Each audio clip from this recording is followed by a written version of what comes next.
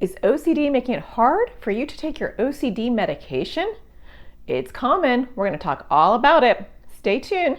That's what's up next.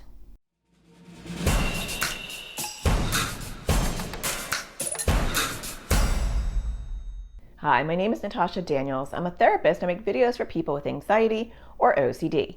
And today I want to talk to you about something that OCD often does to sabotage your long-term success. And that is taking OCD medication. But before I get started, don't forget to subscribe, click the bell so you get notified, because I do make new videos every Thursday. So I notice that OCD will get in the middle of anything that is there to support you and to crush OCD. And I often say that OCD is like playing chess, not checkers. Anxiety is checkers. It doesn't mean that anxiety is easy to deal with, but it's pretty straightforward. But OCD is not straightforward. You make a move and then OCD makes a counter move. OCD is always in the corner waiting to sabotage whatever you're trying to do to crush it. And that's why it will outsmart you, and then you have to work on outsmarting it, which is very exhausting and annoying, but it is just part of how OCD shows up. And so it's not surprising that OCD will try to sabotage OCD medication, especially since research has shown that the combination of medication and therapy, in particular a type of cognitive behavioral therapy called ERP, exposure response prevention, those two together have the strongest long-term impact on OCD. And so OCD is going to attack anything that you're doing to reduce your OCD symptoms, including medication. And I've seen this happen in my practice and in my online communities in lots of different ways. So how is OCD maybe ruining medication for you? It might be telling you that the medication is contaminated. It might pick one of your themes and tie it into medication. So that will be different for each one of you as far as what that does. And I've seen that happen where the medication is actually an OCD trigger. Some people can't touch it. Some people are worried about the taste. Some people are worried about what's in it. Some people are worried it's going to change the essence of who they are. And these are all OCD themes. So ask yourself, is OCD using my themes against me for something I'm trying to do to crush OCD? It's like outsmarting you. It's kind of like when you make progress with OCD and then OCD is like, did you ever have OCD? OCD about having OCD, that's a thing too, because it's constantly wanting to muddy the waters. And so pay attention to that. Is there a trigger around my medication that's very theme oriented? This is what OCD tells me. Are you living in the OCD lie, believing the OCD lie when you're looking at your medication? I can't take this because it might change who I am, or I can't take this because it might be contaminated, or I can't change this because the taste, whatever it is. Or you might even have compulsions around how to take the medicine that are so long and tedious that you just rather avoid the medication altogether. Another one of OCD's tricks, right? If I make this really painful for you, then you're not going to want to do it. And if you don't do it, I get to stick around longer, right? It kind of helps when we think of OCD and personify it like that, because it can empower you to be like, I'm not going to let it ruin my success. I'm not going to let OCD sabotage my mental health. I'm doing all these actions and behaviors to have a better life, to enjoy life, and OCD is trying to ruin it by attacking the very thing that's going to help me the most, which is my medication. So sometimes you can't just, okay, yeah, Natasha, that's all true. I totally agree with you, but I still can't do it.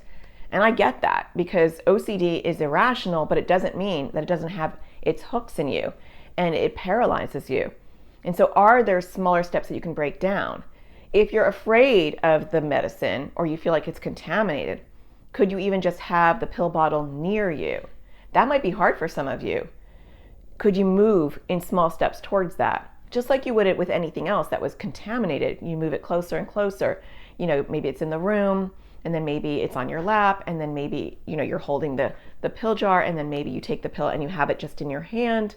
Maybe even you put it in your mouth and then you spit it out. There are baby steps to everything that we do, including taking medication.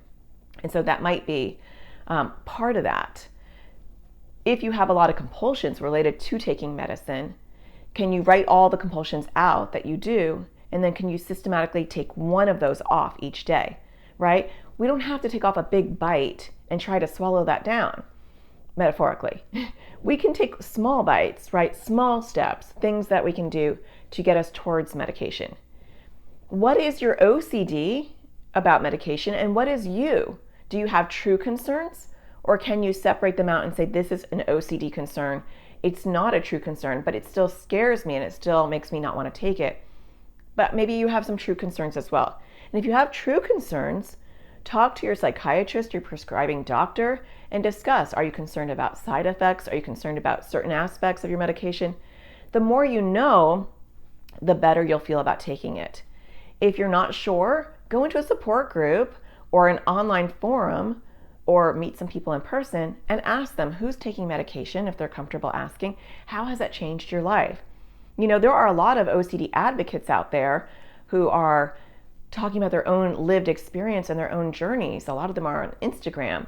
Follow those people and message them and ask them, has medication helped you? How has medication been part of your journey? Because when you hear those uplifting stories, and I have met so many people in the OCD world, in particular OCD advocates who are coming from their own lived experience, and those are sometimes therapists and sometimes just people with lived experience, and their stories are heart-wrenching and also inspiring because they've had such big struggles. And I'll hear their stories and I'll be like, oh my gosh, how are you here as this like huge OCD advocate when you were like that, you know, really, really struggling on a level that I wouldn't have even imagined. And more often than not, they will say, I got on the right medication and I did the right kind of therapy, and that was a game changer. So hear those experiences, reach out to people, you know, in those worlds and ask them, what was the biggest change? I hear that from parents all the time. I see it firsthand in my online community when parents will talk about, okay, my child's going to go on this medication or that medication, and then, you know, a month later they're like, oh my gosh, Natasha, things are so much better. Now, sometimes it's trial and error and people are trying to find the right medications. It's a process for some people.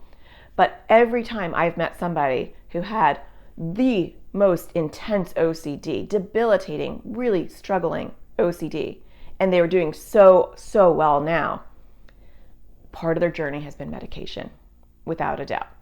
So I want that for you. And OCD doesn't want that for you. OCD doesn't want you to tell your therapist all your struggles. OCD doesn't want your family to help. OCD doesn't want you to ignore the demands to do those compulsions. And OCD absolutely doesn't want you to take medication that will quiet OCD down. Now, is that fair to you? I don't think so. And so it takes strength to stand on a cliff and say, you know what? I know OCD is telling me that if I jump off, I'm going to go all the way down. And everyone else is saying, jump off because there's a ledge right below you. And then once you jump off that, you're off the ledge. You are not going to be on a cliff. This is my metaphor. So jump off the cliff and trust the process, and boom, you're right there on the next ledge. OCD is all about lies. And this is just another one of OCD's lies. So detangle from the lie and take your empowerment back and say, I want to get better.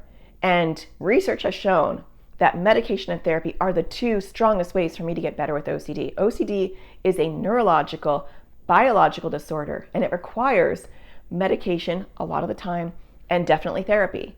And those two together are incredibly powerful because we're dealing with a physiological issue in the brain, and we need some medical support with that. And OCD doesn't want that to happen for you. And you can't see clearly how OCD is doing that to you because you're not taking the medication to have that insight, because OCD is so loud because you're not taking the medication that you can't hear or think straight and see OCD for what it is, for what a lot of other people can see clearly. That's clearly your OCD. Your OCD is sabotaging the one thing that's really going to move the dial for you. So I hope that this helps move the dial, and I hope that this inspires you to take one step towards whatever they are saying will be perfect for you to help you crush your OCD. It does take patience and it does take time, but I have heard so many fantastic, inspiring, motivating stories of people who have been at the very bottom, who are living incredibly full, happy lives because they are using the combination of medication and therapy to crush their OCD. So I hope that you find the sparkle in everything you do, and I hope that you push back a little bit on OCD today and say, I'm not going to do it, and get your life back. I'll see you next time. Take care.